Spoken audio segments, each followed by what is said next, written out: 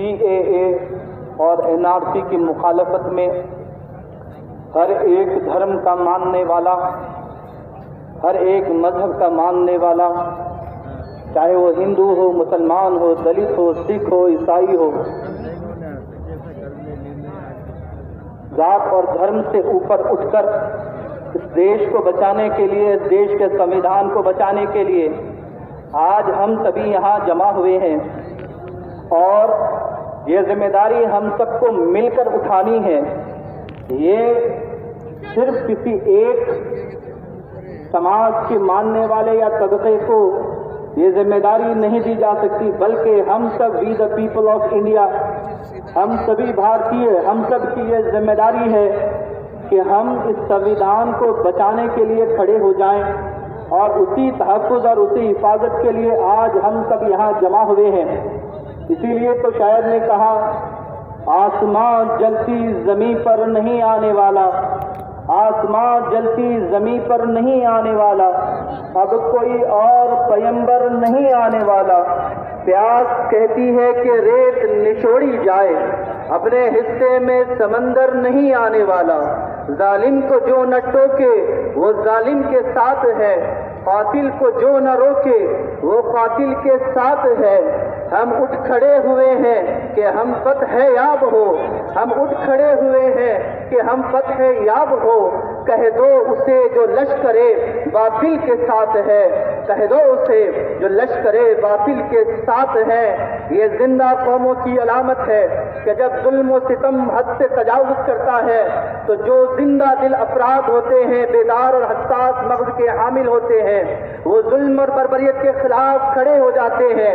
इसीलिए तो कहा गया कि जहां उसूलों पर आँच आए टकराना जरूरी है, उसूलों पर जहां आँच आए टकराना जरूरी है। जो हो जिंदा तो फिर जिंदा नजर आना जरूरी है, उसूलों पे जहां जाए टकराना जरूरी है।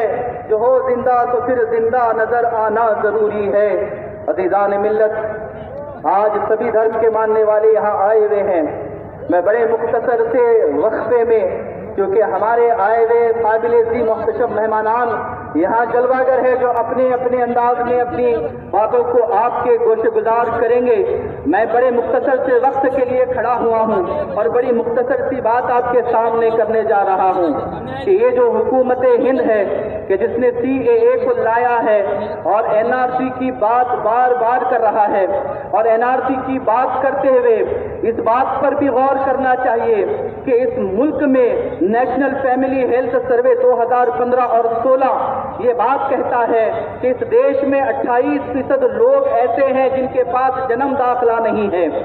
इस देश में 6% लोग ऐसे हैं कि जिनके पास पासपोर्ट है। ये वो माहौल है कि जहां 28% लोगों के पास जन्म दाखिला नहीं है, और अगर हुकूमत NRC लेकर आती है तो ये 28% लोग जो मुल्क का 1/3 हिस्सा कहलाता है, 40 करोड़ से ज्यादा लोग बनते हैं। अजीजान मोहतरम, आप बताएं ये 40 करोड़ लोग अपने माँ बाप के जन्म दाखिले के लिए कहां कहां दर दर भटकेंगे। और आसाम हमारे सामने मिसाल है, आसाम हमारे सामने मिसाल है कि मुल्क के 5वें राष्ट्रपति फखरुद्दीन अली अहमद के खानदान का नाम NRC से खारिज किया गया। सैयदा अनवरा तैमूर जो आसाम की सबसे पहली लेडी चीफ मिनिस्टर हैं, जो 4 दफा आमदार होकर आई हैं, जो 1 मरतबा वहाँ की मुख्यमंत्री रही हैं, जो 1 दफा राज्यसभा की मेंबर रही हैं, उनके खानदान का नाम भी NRC से खारिज कर दिया गया। और पाकिस्तान के खिलाफ कारगिल की जंग लड़ने वाले आसाम के जो है सूबेदार मोहम्मद सनाउल्लाह का खुद का नाम NRC से खारिज हो गया। ये मिसालें हमारे सामने हैं कि जिन्होंने देश की जो है तरक्की और कामयाबी और उन्नति के लिए इतनी सारी कुर्बानियां दी, उनका नाम अगर NRC से खारिज हो रहा है तो आप अंदाजा कीजिए कि अगर गरीब, आदिवासी, कबायली लोग, मुसलमान, दलित समाज के हर एक SC, ST, OBC के लोग वो किस कदर इस NRC से मुतासिर होंगे। और बड़े अफसोस के साथ ये कहना पड़ता है, और बड़े मुख्तसर अंदाज में कहूंगा कि ये जो NRC लाने की बात की गई है, हुकूमत की तरफ से पार्लियामेंट से लेकर मीडिया से लेकर इलेक्शन रैलियों तक मुल्क के गृह मंत्री ने यह बात कही कि पहले CAA आएगा, उसके बाद NRC आएगा। अजीजान मोहतरम, इस बात पर आप तवज्जो कीजिएगा कि NRC की शक्ल में जब ये कानून लाया जाएगा और जिस तरह नोटबंदी में हुकूमत ने सोचे समझे बगैर सभी देशवासियों को कतार में खड़ा किया था, ये बात मैं बड़ी जिम्मेदारी से अपने गैर मुस्लिम भाइयों से गुजारिश और अर्ज करना चाहता हूं कि नोटबंदी के मौके पर जब हर एक कतार में लगा था और NRC जब लाया जाएगा, जैसे कि हुकूमत बार बार कमिटमेंट दे रही है, तो जब NRC लाया जाएगा तो हर एक धर्म का मानने वाला दोबारा कतार में खड़ा होगा। हर कोई शख्स कतार में खड़ा होगा। वहां पर सिर्फ मुसलमान नहीं होंगे, हिंदू भी होंगे, दलित भी होंगे, सिख, ईसाई, जैन, पारसी, हर एक को कतार में खड़ा होकर अपनी नागरिकता का सबूत देना पड़ेगा। और जो नागरिकता का सबूत न दे सकेगा उसके साथ क्या मामला होगा, उसे देश की नागरिकता उसके पास खत्म की जाएगी। और इससे सिर्फ कोई एक समाज का, धर्म का मानने वाला मुतासिर नहीं होगा, बल्कि सबसे ज्यादा जो इससे मुतासिर होंगे वो गरीब तबका है, वो मजदूर हैं, आदिवासी हैं, कबाइली लोग हैं। और मैं कहना चाहूंगा इसकी शक्यता को नकारा नहीं जा सकता कि जो SC, ST और OBC है वो लोग भी इससे मुतासिर होंगे। NRC जब आएगा तो जो पिछड़े तबके के लोग हैं, जो कमजोर तबके के लोग हैं, जो गरीब हैं, आदिवासी हैं, कबाइली हैं, कि जिनके पास अगर मेहनत दिन में करना है तो खाना है, ऐसे भी लोग हैं। और खासकर SC, ST और OBC के जो लोग हैं, आप तवज्जो कीजिएगा कि जब NRC आएगा हर एक को कतार में खड़ा होना होगा और अपने डॉक्यूमेंट्स देने होंगे। और जो जो इसमें कामयाब न हो सकेगा उसकी नागरिकता सल्ब कर ली जाएगी, खींच ली जाएगी।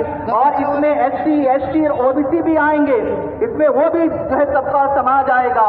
लोग कहते हैं कि ये लोग भी जब NRC में आएंगे तो जब नागरिकता ही खत्म हो जाएगी तो सारा आरक्षण और रिजर्वेशन खत्म कर दिया जाएगा, सारा आरक्षण और रिजर्वेशन खत्म कर दिया जाएगा। इसका सीधा निशाना SC, ST, OBC को बनाया जाएगा। ये बात ध्यान देने की जरूरत है। और यही वजह है कि BJP के जो सिस्टर ऑर्गेनाइजेशन है, जो RSS जिसे हम कहते हैं, ये वक्फे से ये बात कहते आ रहे हैं कि रिजर्वेशन पर, आरक्षण पर गौर फिक्र करना चाहिए, नजर सानी करनी चाहिए।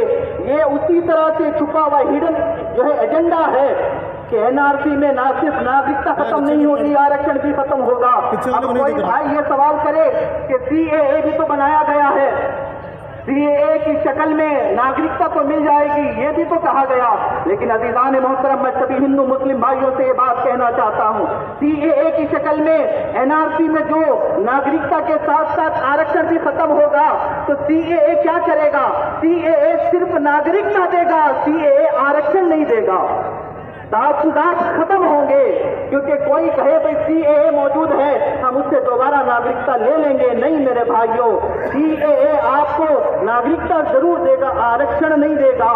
जो दबे कुचे लोग हैं, जिन्हें सताया गया है, मजलूम लोग हैं, आदिवासी लोग हैं, दलित लोग हैं, जो सताए गए हैं, जिन्हें बाबा साहेब अम्बेडकर ने संविधान के माध्यम से तहफ़्फ़ुज़ात दिए थे, रिजर्वेशन दिए थे, ताकि जो शख्स नीचे दबा कुचला है वो रिजर्वेशन के जरिए से ऊपर आ जाए। लेकिन ये हिडन एजेंडा चलाया जा रहा है कि इसके जरिए से आरक्षण को खत्म कर दिया जाएगा।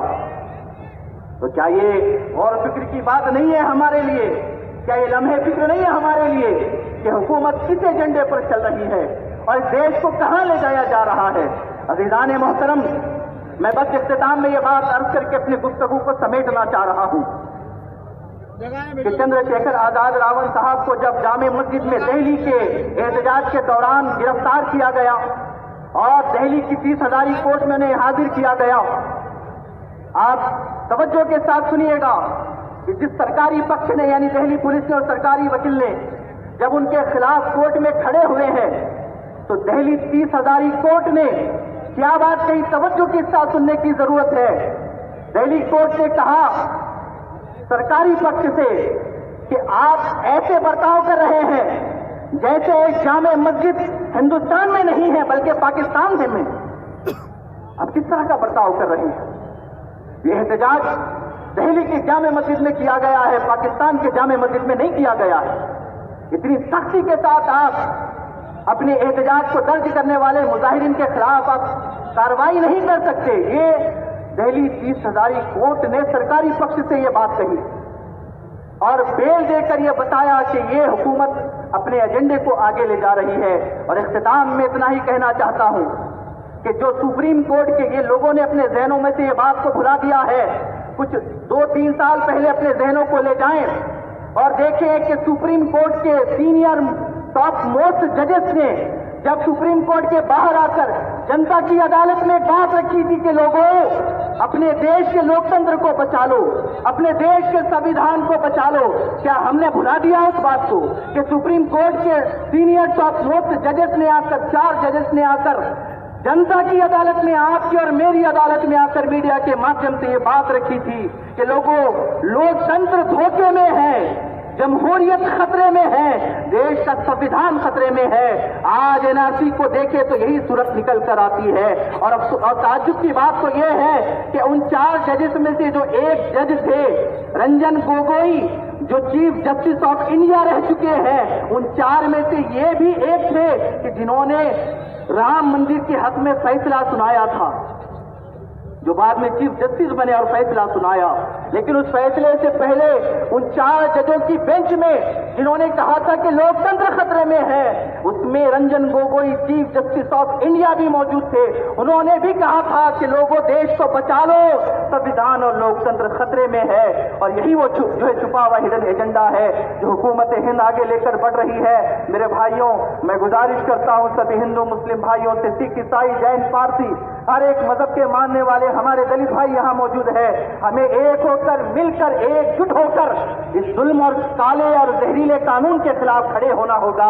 اپنے جسم کی آخری سانس تک، خون کے آخری قطرے تک جمہوری انداز میں، لوکتانترک انداز میں ہمیں کھڑا ہونا ہوگا اور حکومت کے ظلم اور بربریت کو آخری حد تک مٹانے کی اور ختم کرنے کی ہمیں نرنتر اور انتھک اور پیہم، اور یہ جب تک یہ حکومت کی پالیسیاں اور قانون مکمل طور سے پیچھے نہیں ہٹ جاتی، ہمیں اس کے لیے کھڑے رہنا ہے، اپنے احتجاج کو جاری رکھنا ہے۔ میں نہایت شکر گزار ہوں سبھی بھائیوں کا کہ جنہوں نے یہاں یہ احتجاجی نشید سبھا کا اہتمام کیا اور کثیر تعداد میں ہندو، مسلم، سکھ، عیسائی، دلت سماج کے ہر ایک شخص یہاں پر حاضر ہوا، بس اپنے درد کو، غم کو اور احساس کو، اس دیش کا سنویدھان خطرے میں ہے اور سب جب تک ہم مل کر ایک ہو کر، متحد ہو کر، یونائٹڈ ہو کر نہیں لڑیں گے، کامیابی حاصل نہیں ہو سکتی۔ بس یہی درد، یہی غم، یہی پیغام آپ کی سماعتوں کے حوالے کرتے ہوئے میں اپنی بات کو ختم کرتا ہوں۔ جے ہند، جے مہاراشٹر۔ جزاک اللہ خیر۔ شیخ قاضی صاحب نے جو ہم سے جو اپیل کی ہے، ہم سے جو درخواست کی ہے، انشاءاللہ ہم آپ کو یقین دلاتے ہیں اور آپ کا یقیناً یہ جم غفیر آج اس ملک کی دستور اور اس ملک کی حفاظت کے لیے آج جو یہ جن سیلاب یہاں پر موجود ہے، یہی اس بات کا ثبوت اور دلیل ہے کہ جس طرح ہم نے آزادی کے لیے 1947 میں اس ملک کو آزاد کرانے کے لیے جس طرح ہم نے ایک ہو کر کے اس ملک کو